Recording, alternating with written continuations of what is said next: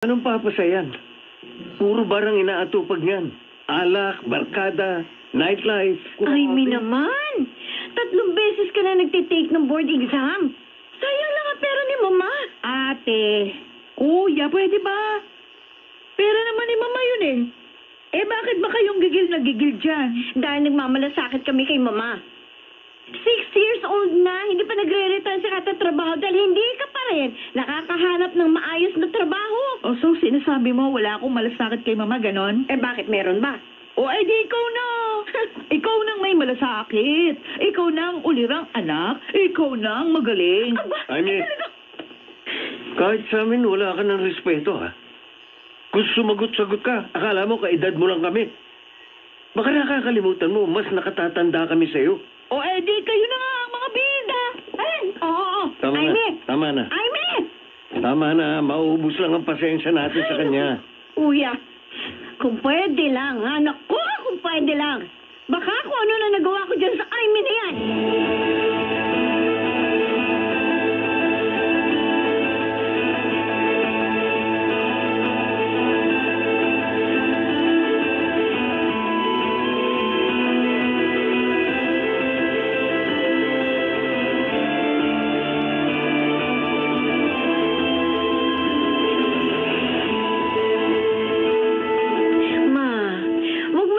Sinusuportahan si Aimee. Bumigyan mo na sa kanya yung ATM mo. Ang aga-aga. Si Ivy na naman ang pinagdidiskitahan mo. Manaman, ano ba naman kasi? Hindi ka pa rin ba natatauhan?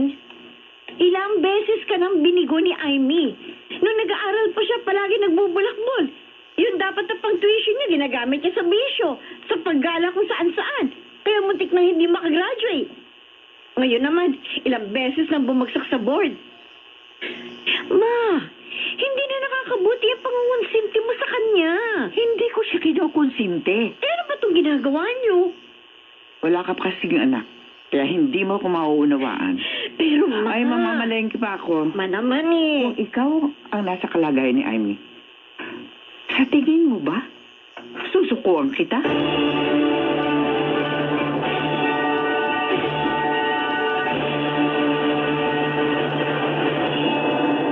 This time check is brought to you by ACS Manufacturing Corporation, ISO certified, world-class quality. Absolute distilled drinking water. Pure water, pure love. Champion Superpower with X-Stain Technology.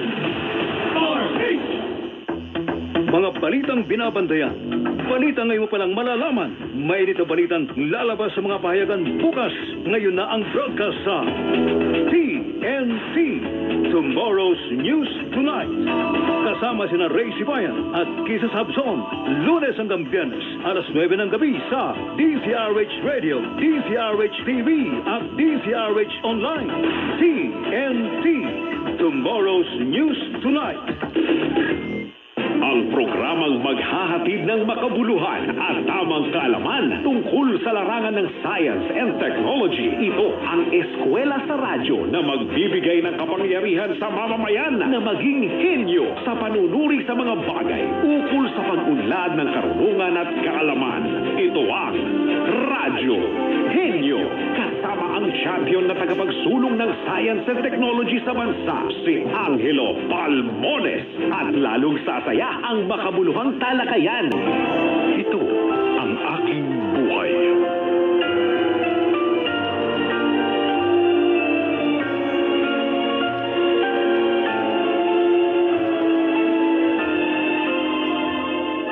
Anong sabi mo? Sabi ko, Brent, dito muna ako ng ilang araw. Bakit? Anong bakit? Ayaw mo? Hindi, I mean, may nangyari na naman ba sa bahay niyo? Huwag mo na tanungin. Gusto mo, mag-staycation tayo somewhere? Good idea. May pera ka pa naman yata dyan eh. Oo naman. Okay, sige. O ano, saan tayo pupunta?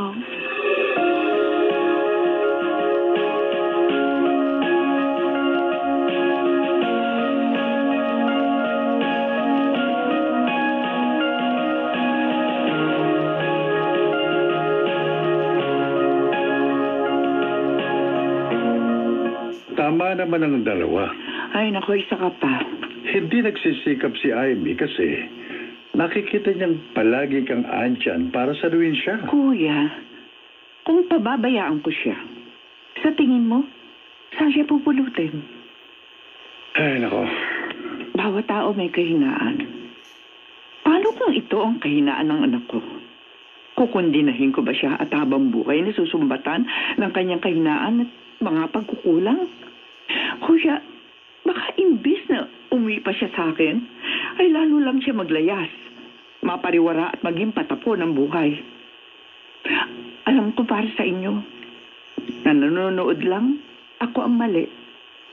Pero kung kayo ang naririto sa kalagayan ko, hindi niyo rin siguro susukuan ng isang dako kagaya ni Amy.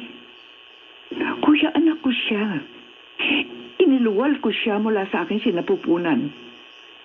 Ayoko rin namang nakikita siyang ganito. Pero kung pati ako ay susuko sa kanya, kung pati ako mawawala ng tiwala sa kanya, sino pang matitira sa buhay niya? Gaya ngayon. Asa na naman siya? Ilang araw na yatang hindi umuwi dito. Uuwi rin yun. Tsaka isa pa, nagsasabi siya sa akin kapag may pupuntahan siya at hindi siya makakauwi. Siya.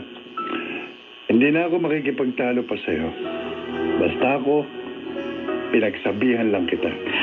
Alam kong darating ang panahon na makikita niya rin ang tamang landas. Magbabago rin si Amy, kuya.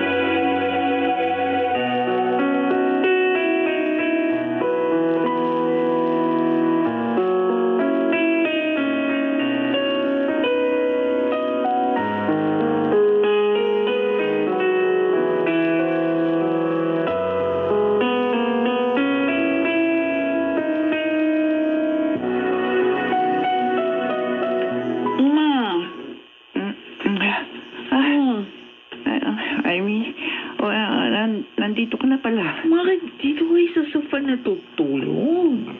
Hinihintay kita. Labs na labs mo talaga ako. Piyakap nga. Ay, ano ba? Amoy alak ka. Lasing na lasing ka na naman. Alam mo. Amy, pumasok ka na nga sa kwarto mo. Magbihis ka na. Sige na. Sorry. Sorry for being a failure. Hindi ka failure. Huwag mong tatawagin ganyan na sarili mo. Sorry, Ma. Anak, naniniwala ako sa'yo. Darating din ang panahon makakabango ka. Hindi ako susuko sa'yo.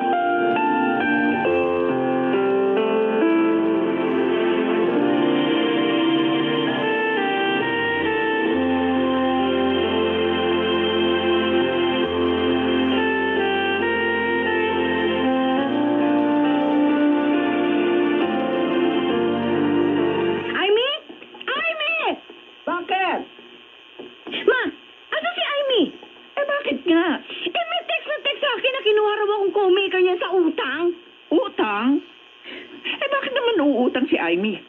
May pera naman yun. Amy! Ano ba yan? Ano yun natin? Amy, ano to, ha? Ano to? Finake mo ba yung mga documents mo at ipinangalan mo sa akin, ha? Uy, makalay ko dyan, oh. Ba't di mo tanongin yung nagte-text sa'yo? Ay, tama na. Huwag ka na magsinungaling. Kung hindi ko pa alam, may bago motorsiklo yung boyfriend mo. Nag-loan ka no? Tapos ako nilagay mo co-maker, ha? Ha? Tapos ngayon hindi mo nababayaran? Amy, totoo ba yung sinasabi ng ate mo? Wala akong alam.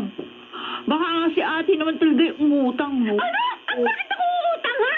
Mali ko. Ikaw napakasinungaling mo talaga. Hindi ka nga dito. Kaya ka? Kayo magsakit ang dalawa. Ano ba kayo? Talaga? Pero sumasobra ka na eh. Dapat sa'yo bigyan ka ng lesyon. Tama na yan. Baka nagpipigil kayo. Kala ko yung talaga mo. Tama na sabi. Aray ko.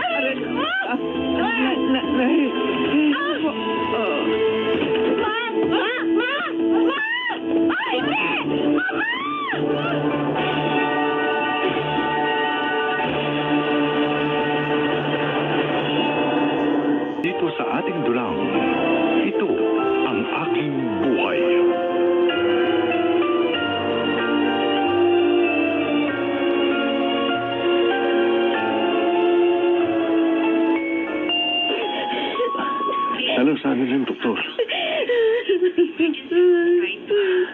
kanina ka pa umiiyak. Si Kuya, kasalanan ko to. Kasalanan ko. Kung hindi ako sumugod sa bahay, kung hindi kami nag-away ni Amy, hindi atakihin si Mama. Huwag mong sisihin ang sarili mo. Hindi mo naman ginusto mangyari to kay Mama eh. Asan si Amy? Hindi ko alam. Sana walang mangyaring masama kay Mama. Kuya, paano? Huwag kang mag-iisip ng ganyan. Hintayin natin ang doktor.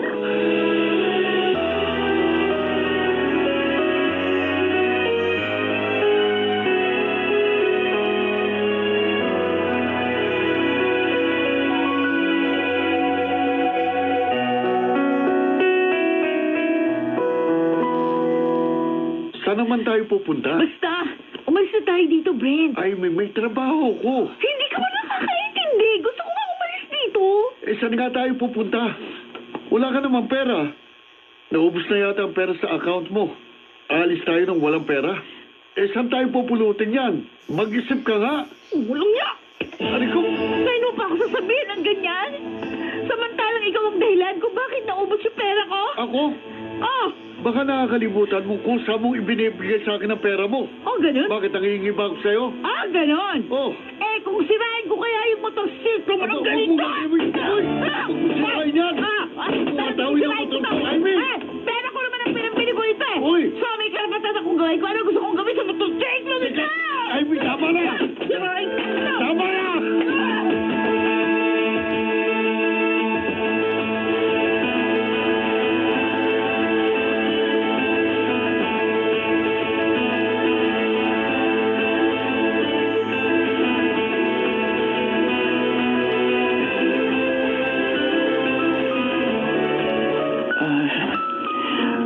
Gusto ko nang umuwi. Ma, kailangan niyo muna magpalakal. Oo nga naman, Ma. Huwag ka mag-alala. Nag-aalinhin naman kami dalawa sa pagbabantay sa'yo.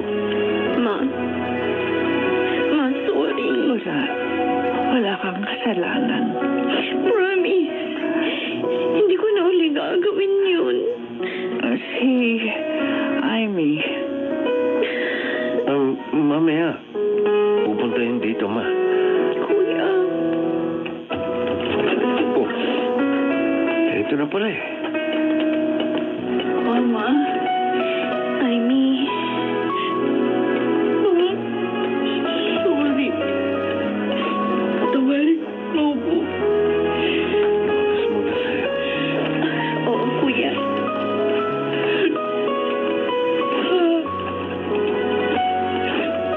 Patawarin mo ko. Kala ko hindi ka na magigising. Takot na takot ako.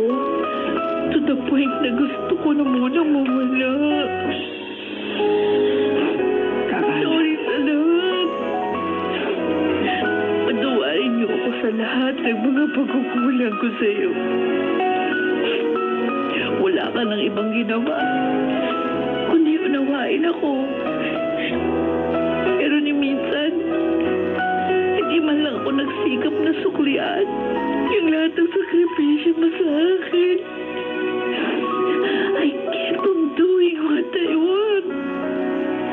Hindi mo lang ito iniisip. Hindi ako ang kailangan mong isipin, kundi ang sarili mo, anak. Kaya hindi ako sumusuko sa iyo dahil gusto ko na dumating ang panahong makita mo kung gaano ka kahalaga at kung gaano kalaki ang potensyal mo. Sorry, Ma. Patawarin niyo ako. Mahal kita, anak. Mahal na mahal kita.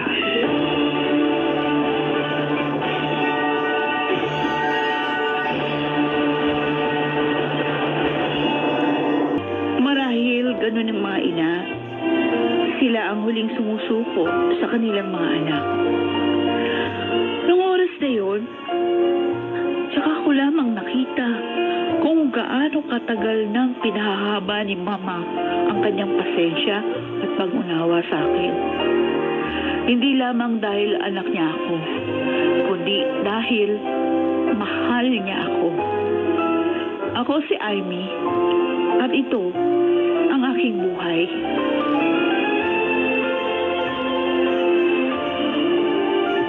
Gaya ni Amy, mapagtanto sana nating hindi lahat ng nakapagpapasaya sa atin ay siyang dapat nating sundin at gawin, kundi yaong tama at matuwid.